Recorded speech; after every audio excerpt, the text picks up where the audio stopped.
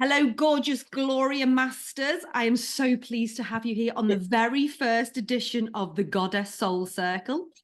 Celebrate. Yay! Now, it's a pretty hard-hitting topic, but I'm just going to do a quick intro.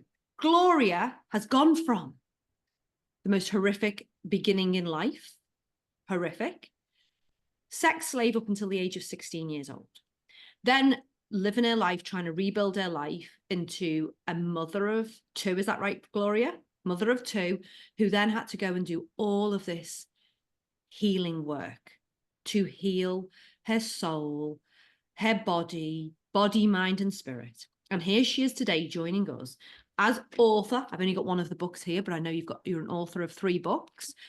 And you are on a mission making a difference in the world with your charity, Handing the Shame Back, which we will talk about in a minute. But I want to know some little insights into Glorious Gloria, as I love to call you, because look at you. You shine. That smile lights up a room. It lights up the beach when I walk past you on the beach. And people would think of you, if they looked at you on the beach, and think, wow, she's just like this lovely lady who, look like you haven't got a Carey Brary breezy in the world. How do you thrive after everything you've been through? Well, first of all, thank you for hosting me, and hello to your lovely audience. How do I thrive? I consciously make decisions about that. And I think one of the main things for me is, I think the most important role I'll ever have and have had is being a mum. And so even back when my children were little and I was trying to deal with all the recall and the horror of my life, I had to actively decide to be the best mum I could be. And so that began in me an awareness of, even though I don't feel particularly happy sometimes, I always have a choice, and I always have a way I can navigate when things feel hard. And what I've learned is there's a couple of things actually, Jo. One is I just feel very grateful to have made it through, and I feel so humbled, really. I think that I'm chosen to do the work I do, because it's such an honor and such a gift to be able to help those who maybe haven't been able to find that light for themselves. Oh, that's so beautiful. And you do see people, don't you, when they've been through something, they then use it, they turn it around. It's like the shit that they've had to go then to grow, and then they go and use that crap and crud that they've been through themselves to then go and make that difference. Is that your driver? Is that your light inside of you, the ignition? I think so. To be honest, if you'd said to me 10 years ago, this is going to be your life, what do you think? I would have said no thanks, because I wasn't there. But as we do, I think we evolve and we change every day. And every day we have a choice, and that comes back to how we use our minds. And I think for me, I'm very grateful. I've got a very powerful mind, and I learned at a young age that I'm the boss of me, in terms of I'm the boss of my own mind. So I don't let it control me, I control it, if that makes sense. And that's what It I does do. make sense. And that's what I read when I read your beautiful book on Angels' Rings, this is the book which talks about that early part of your life. And it's a very hard read. It's Yeah. a tears stream, snot, sobbing tears of just, Nightmare. because we don't know this stuff is happening and we don't want to know. And that's, Yes. I think, and I understand why people don't want to know, because it's scary. And we don't want to know that this is happening on our doorstep. It could be happening to the neighbor, to your best friend. We don't actually know where this is happening. We've got to be a bit more open-eyed about it. And I know that's then where your charity then goes, Handing the Shame Back, to try and help these survivors. Yeah. But it was a hard hit. But I always came across in that book about even, that spark and that spirit, and that's what you held on to the whole time. And it's so commendable, because lots of people we know have given up along the way. It just was too much for them to bear, for their souls to bear. Yeah.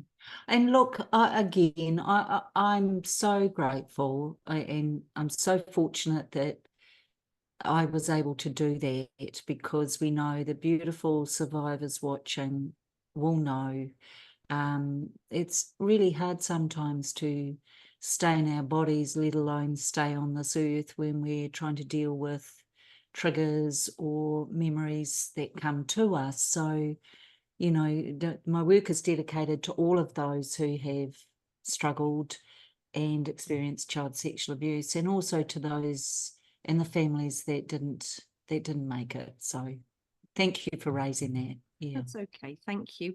And Mm. just to make it go back to being personal, what are some of your little life hacks that you do every day that keep you at the Yeah.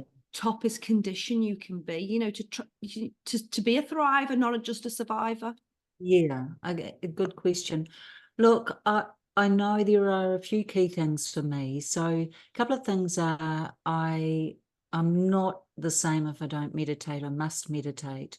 I must go in, because we know that it's 7 times more powerful, the inner work, than the outer work we can ever do. So doing that for me is very powerful. The second thing I do is exercise. Mhm. Not well, you wouldn't really want to witness it, but hey, I love it. I get to do a mixture, mix it up a bit. So a bit of cardio, and that's usually when you and I see each other on the beach, or a bit of swimming, and some yoga stuff. But those two things help release in me the happy pills, or the endorphins, if you like. The third thing is I just try to be grateful, or notice what where I live, Joe. I'm so grateful to be here. And just having that, I'm so grateful for the beautiful children and I have, and the friends, and there's a lot to be thankful for. So There is a those are lot. my 3 hacks. Oh, I love them. And they're all pretty simple hacks as well, aren't they? They're pretty simple hacks that are available to pretty much everyone. Yeah. And I think we think healing is complicated. And don't get me wrong, I know you've been through a huge healing journey. You've been through lots of different modalities, and that's a story on its own. But the things that are really accessible to us in life, like as we say, meditation, mindfulness, exercise, laughter, gratitude. Yes. Yes. I think people kind of go, I remember when every single shelf was full of gratitude journals at one point, and everybody's a bit like, oh, is this the new phase? But oh my gosh, it literally changes lives, doesn't it?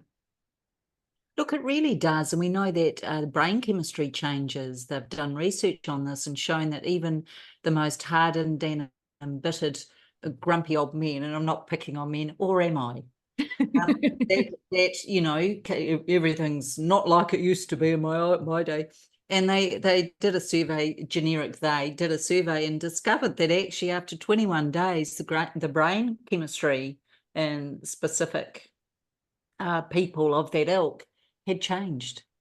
So it's possible to do anything. And if there was anything out of this whole interview with you, lovely Joe, it's this: never doubt the power that lives up here. It's eminently more powerful than any device you can ever use in the world, and we don't use it enough. Oh, you've given me absolute chills. I've literally got chills from head to toe. And you're speaking my language, lady. You're speaking my language, and I love it. And Yeah. yeah, and I hear the words can't a lot. Oh, I could never do that. I can't do that. I'm not you. I can't do this. Not to me personally, but I hear these things brandished. But again, we're giving away our power. We are capable of way more than what we give ourselves credit for. Yeah. And for somebody like you, I feel like you are such an inspiration to so many people. And I know people really thank you for the work that you do, and you've got lots of survivors, but even just people like me, I haven't experienced anything like what you've experienced, but I just see you as a shining light of inspiration. And I thank you for your light in the world, and for that, the fact that you are tapping into that power of your mind. And we are a soul doing this human experience, and we've got to honor our human experience. But that soul of yours is so strong and shines out so bright, and I just love it. Oh, thank you, Jojo. And I think too, I would say this, so I am a human. I do get it wrong. I do, I do F up plenty of times, just ask people that know me. But you know what? I give myself grace. And I think that's the other thing I want your beautiful audience to realize. Look, no one's going to be as hard on ourselves as we are. And I'm here to say self-love and grace to self and self-kindness are so powerful. And I think we sometimes don't do that enough. So I'd love people to have that as a takeaway too. I love that. And your newest book, what's it called? Keeping Kids Safe? Yes, I just happen to have it here. Oh, well, that's very handy. How convenient. Keeping It Safe. How is that going, and who is buying your book? Is it parents? Is it counselors? Who's buying it? Schools? Who? Well, basically, I'm very grateful again because I am speaking in schools. I have started doing that, 2 teachers initially, and starting to work a bit with parents. But the book is for adults. It's for safe adults, and it's actually around trying to alert people to what they don't know, which is what you alluded to at the beginning. People don't want to know this happens, and we understand that, but unfortunately we don't have the luxury of looking away. We've got to lean in because our kids are being hurt, and we know our stats in New Zealand are huge. And it's time for us to stand up and educate ourselves as the parents, teachers, caregivers, etc. Because often we're the gatekeepers between the predators and our children. So we can be the biggest group that are groomed, actually. So I think it's really important to know that if 1 in 3 girls by the age of 16 and 1 in 6 boys by the age of 16 will be sexually abused in our country, where's the noise, Jo? I know. Where's the cry? And what are we hoping? If it doesn't affect us, then that's okay. No, if not you, then who? Come on, people, let's stand together. Let's save some kids, Absolutely. Let's save some kids, because they're our future, and they're so precious, and they're born this pure love. And, you wouldn't wish what you went through on your worst enemy, would you? Never in a million years. No, maybe on an ex-husband. No, joking. No, I wouldn't wish it on anybody. No, because it's unfathomable, really, that darkness and the fact that people can perpetuate that. And the other thing too is, of course, we know that in our country over 90% of these predators are well known to the child and family. So it's not the stranger danger stuff. But look, the whole point of the book is to educate safe people, good people like you, Jo, and people you love, so that we can be more aware and alert and try and look after our beautiful tamariki raratangi. I think it's lovely that the schools are starting to invite you in, because that's such an important place, because schools see a different side of a child than what people see at home. And it's important to start understanding those signs of trauma, the signs of like disassociation, and, because it's pure trauma that these little people are going through. And so I love the fact that schools are starting to invite you in, and they're starting to be a bit more open about this, because as you say, it's a really, really important topic. So as for your charity, Handing the Shame Back, I love this, because the shame is never anybody's to carry other than the perpetrator, is it? And I love the name of your charity, Handing the Shame Back. Thank you. I know. And all the people that you help, you've got people all around the world, haven't you, that contact you? Well, I'm very lucky. Apparently, I'm considered a rock star. Who knew? But yes, so not that well known in New Zealand, unfortunately, which is the place I'd really like to help. But overseas, definitely. And the reality is, handing the shame back. I run a podcast, as you know, and that is now in over 83 countries across the world. So very grateful to have that out there. And yeah, look, it's just resources and ideas for our beautiful survivors who the shame never belonged to them. And so the reason I chose the name is because when we find our voice, whether it's just with a best friend or through a journal, or it doesn't have to be a public platform like the one I use. But we're actually, when we finally find our voice and can use it, we're actually handing the shame back. And I love that, because we don't know who we're helping either.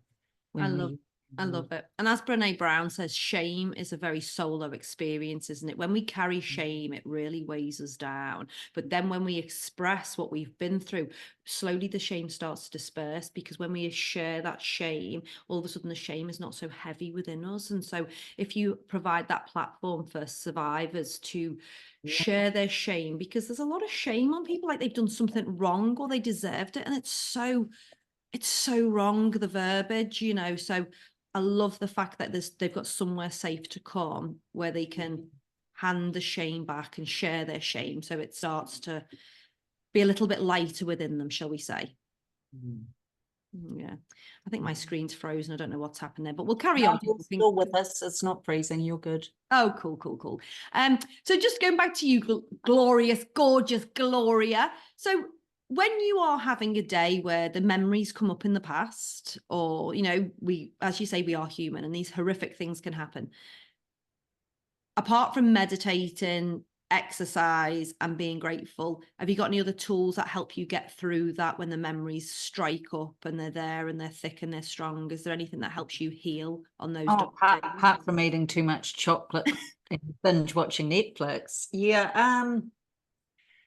No, but what I have learned is this: if I don't put up a barrier to try and stop it, which is our natural response, isn't it? We don't want to experience this anymore. We're over it. Yeah. But if it does come, what I try and do is allow it to flow through me unencumbered, because then it works its way out. If I try and stop and block, through lots of ways, keeping busy or eating too much chocolate, or however that looks, it still sits. So I've learned this, and I think you'll love this, Jo. What if I'm not enjoying this? And let's face it, most survivors don't enjoy being triggered. If I'm not enjoying this, it's here. What am I meant to learn from it? Because it may be gifting me something as well. Yeah. Oh, do you know what, Gloria? You've got such a lovely way of repositioning something and seeing it from a different perspective. And I love that. And it's so important. And it's such a great technique to use. You know, you're still here and you're doing such amazing things in the world and writing books and standing up for survivors. And again, I've got chills. Ooh, you give me chills, girl. But thank you for that, and thank you for sharing that tool, and it is something that we can learn to do, isn't it? Because we've learned in a society to avoid. We've learned to avoid our feelings, and not just about something as huge as what you've been through. We learn to avoid other things, you know. And I always say about humans, we're either running away from a feeling or running towards a feeling. But to actually sit in a feeling is where we heal. We feel and we heal. So I just think a big, massive shout out to you for allowing yourself to sit with that horrendous thought, memory, whatever comes up, and allowing it to flow, because when it flows, it doesn't get stuck anymore. And that's when we can transmute it, and that's when we can alchemize it. But such strength you have. And I honor you, Gloria. I honor you and all the work that you do. And thank you for being this little ray of sunshine. And, you know, you're always cracking jokes when I see you. You've always got a smile on your face. And I know that you're brutally honest as well about things. We do have these heart-to-heart chats, and I just want to really thank you from the bottom of my heart for everything that you do and for who you are. Oh, thank you. So I appreciate it. Is there anything else you'd like to share on this little goddess soul circle before we part ways today? Yes, I would just like to say that for the beautiful survivors watching, wherever you are is exactly where you're meant to be. Please don't try and push it. Please don't try and move anything along. Please just allow, with acceptance and self-love and grace, that where you are is exactly right for you at this time. Oh, thank you, Gloria. And what we'll do is I will go online when I remember how to do it, and I'll put all your links if anybody wants to get in touch, and I'll put all the links to your website. Is that the best way to get hold of you, Gloria, through your website? Yeah, through the web. I'll send you a couple of links, but Awesome. Well, let's do that. And I'll put all of the links there. And thank you so much for joining me today. And I know your time is precious and you're off to Montreal to do a big talk over there. And I really hope that goes super well for you. So lots of love. Thank you, Joe. Thanks for having me. Bye. Bye. Right. I've stopped live streaming. I just need to know how to stop recording. Hold on. Oh, hold on. No, I don't know. I'm just going to end it and come back on. Okay, Gloria. Stay there.